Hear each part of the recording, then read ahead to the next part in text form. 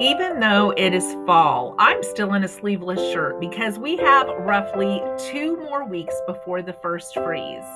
In this video, I'm going to give you 13 of my best frugal tips, and I hope you'll stick around.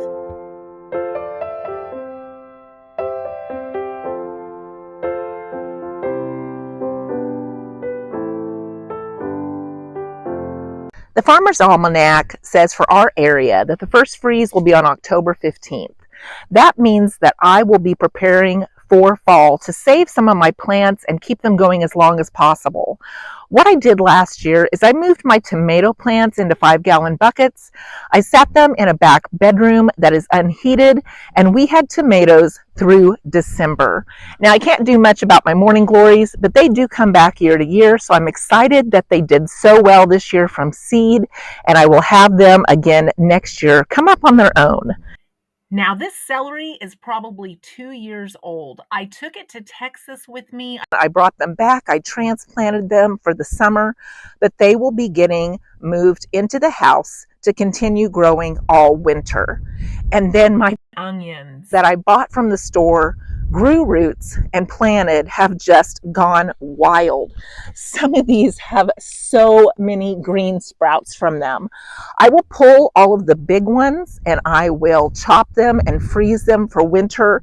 The little ones I may transplant if there are any small enough, or I will just start another growth batch to grow throughout the winter. This pepper here in the center, he grew all winter in the house. He grew the winter before, and I'm going to transplant him and move him back into the house.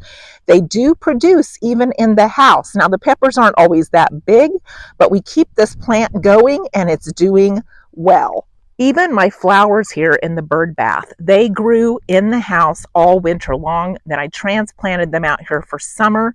They never went dormant during the winter, and they sprouted and bloomed really, really fast when I did that this last summer.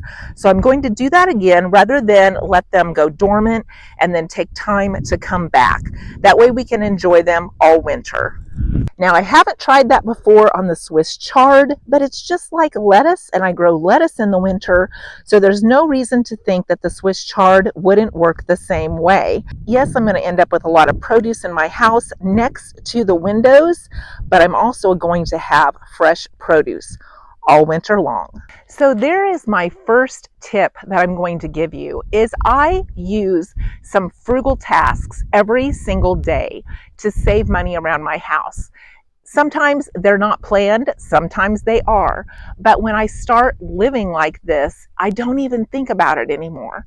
So preparing and getting ready for fall is a great way to work in a frugal task this week, and that way we will have some fresh produce in the winter time and be able to produce some of our own food, and not only that, have a huge head start into the spring and summer planting season. I'm also going to plant a few more green peppers because they have 2 full weeks to sprout and start growing so that I can move them into the house with a really good start.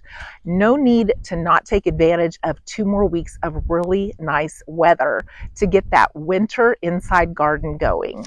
My second best tip is to track your spending to your income every single month. Not everyone keeps a budget, and some people just look at that final balance as how much money they have left to spend and how well that they're doing. But if you happen to do it that way, you really don't know how much you're spending in each area, and you don't know exactly where you're at as the month is going on. Do I have more money to spend on food? Do I have enough money to spend on gas? Is it going to last? So I always track my spending to my income. I also have a budget, but it lets me know where I'm at so that I don't go over. My third tip is to be creative. Being frugal gives you some great creative ideas, and those creative ideas you can work into your daily schedule to save money all year long. Some of my best ideas have come from being creative and mixing frugality together. My fourth tip is to learn to enjoy some frugal activities. Many times we will associate fun with money, but it doesn't have to be that way. There's lots of things we can do that don't cost much money. Whoops. There's a lot of things we can do that don't cost much. Wow, you are a mess.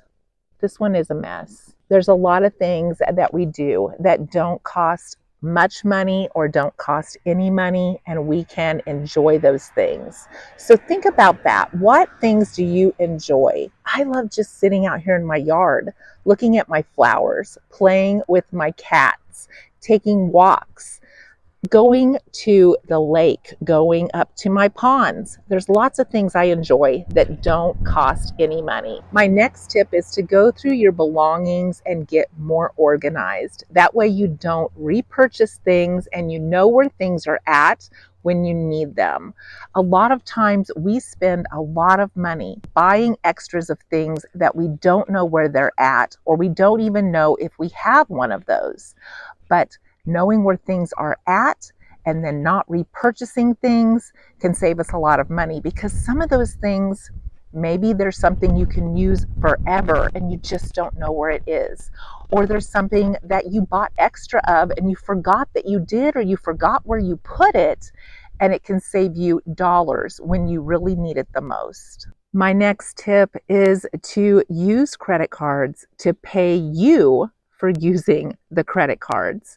If you keep a zero balance and you use them just for the cashback options like I do, then you can make money from using credit cards. And that kind of defeats the purpose of why there are credit cards. They have credit cards to make money off of you. But if you can manipulate that system and keep a zero balance, you can make money off of them. You just have to be organized, know your due dates, and don't overspend. The next tip is to substitute or omit items rather than purchasing them. So many times we think we need a particular item to do something, and we really don't. But they market to us that we need this item to do this thing. I just saw this new hot plate that you put this pan on with an insert that has like a little grill and a little pan, and you can heat on this hot plate to make things. And they were marketing it on TikTok. And I looked at that and thought, can't you use a turkey roaster for the same thing? You just sit the pan in the turkey roaster, there's your hot plate. But they're marketing it as a new invention that you have to save time. Many times we already have what we need, but we see these new products and we think, wow, that would really save time. But we already have a product that would do the exact same thing. I omit and substitute ingredients all the time in my recipes. To me, recipes are more of a suggestion than a roadmap. And if we do that, we can save a lot of money and come up with recipes that we like even better. I can tell from looking at a recipe if my family is going to like it or not. All I have to do is look at the ingredients. Are they ingredients that we like? Are there spices in there that we like? If those things are in there, I can pretty much guarantee we are going to like it. But many times we think we have to follow every ingredient for the recipe to come out, and we really don't. So I encourage you, get creative with your recipes, and you will see how much money you can save and how many new forms of a recipe you can come up with that just might be keepers. My next tip is that I don't overuse my resources. Not my gasoline, not my electricity, not my water. Even though I don't pay for water, it does cost to pump the water with electricity. But I don't overuse anything because I don't want to overuse the resources that are available to us. And so I am careful with what I use, but it also makes a difference at the end of the month in how much I have to pay out in bills. Next tip is I only buy what I really need or what I have really saved for. Now, do I? Yes. Buy things that I might not need at times? Yes. But I saved for them, I thought about them, and I bought them anyway. look what I'm dealing with here. This is what I'm dealing with, trying to keep him out of the video. My next tip is that I like to bulk cook, and I've shared this with some of you before. I like to cook 3 or 4 times a week, eat what we made, and then cook again. There's only 2 of us. There's no reason to overcook things. We don't do a lot of meat and potato items for meals because they're more expensive. We do a lot of one-pot dishes, a lot of stir fries, a lot of stews, a lot of crock pot meals, but I just cook about 3 to 4 times a week, and then we eat that until it's gone, and then we make something else. It not only saves time, but it also saves money, and it saves resources.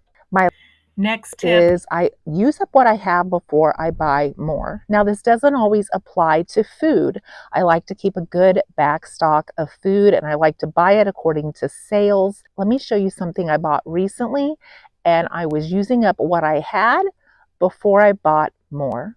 So here's my embroidery that I've been working on. I usually like more lines than I do cross stitch. I just feel like cross stitch doesn't challenge me that much, but I already have this, so I've been using it up.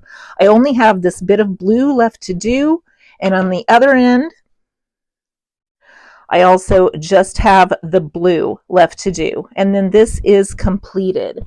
So I splurged, but I saved for this, and I bought some new embroidery that I'm going to do. This one is holiday, super excited about that, and they do have lace that needs to go on the edge. I no longer have a sewing machine, but I have daughters that sew. So I'm going to ask them if they would take the time to sew the lace on the outside, and then I have some new fun projects to work on that didn't cost a lot, but I didn't go into debt getting them.